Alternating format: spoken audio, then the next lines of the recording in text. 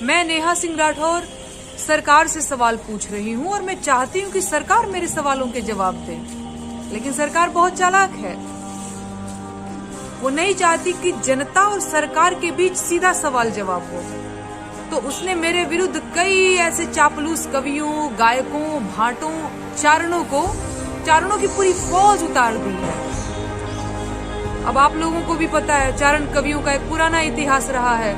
ऐसे कवि, ऐसे गायक राजा के चरणों में बैठकर कुछ सिक्कों के लिए, कुछ इनामों के लिए इनकी प्रशंसा में कविताएं पढ़ते हैं, कविताएं गाते हैं।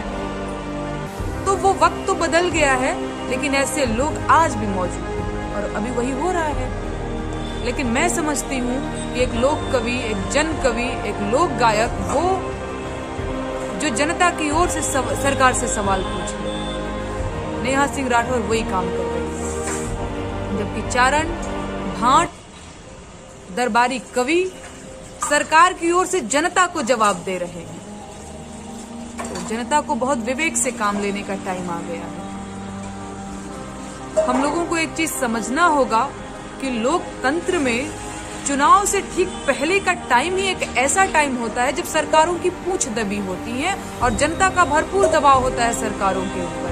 ये वही टाइम है जब आप अपनी नाराजगी सरकारों से दर्ज करा सकते हैं, अपनी शिकायतें बता सकते हैं, आपके क्षेत्र में, आपके गांव में, आपके घर में, या फिर आपको किस तरह की परेशानी है, आप सारी चीजें बता सकते हैं और सुधार करने की कोशिश कर सकते हैं।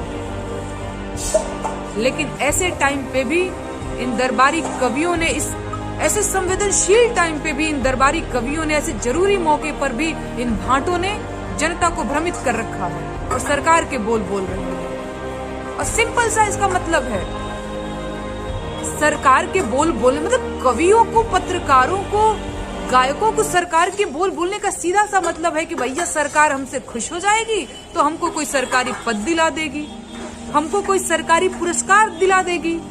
पर ये तो जनता के साथ धोखाधड़ी है। जिस जनता ने आपको प्यार दिया, सम्मान दिया, सुपरस्टार बनाया है, इसलिए ताकि आप बड़े लेवल पे जाके सरकार के बोल बोलेंगे, जनता इसे हमेशा याद रखेगी। पता नहीं इनको क्यों ऐसा लगता है कि, मतलब अभी भी इनको समझ में नहीं आ रहा है कि असल जो सम्मान है वो तामपत्र और शॉल पा जाने में नहीं है, वो जनता के हृदय में जगह बनाने में है। तो ये बहुत जरूरी टाइम है उत्तर प्रदेश के लिए ये बहुत जरूरी टाइम है। उत्तर प्रदेश की जनता उठो, जागो और इन दरबारी कवियों, इन भाटों के चक्कर में ना पड़ो यार। सरकार भी यही चाहती है,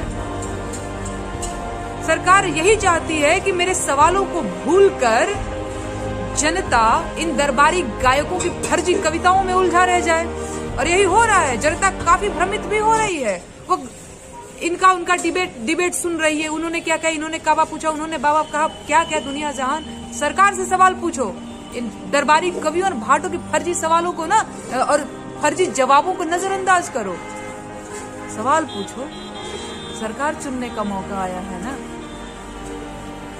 बाकी मैं हमेशा सवाल करती रही हूँ और सवाल करती रहूंगी।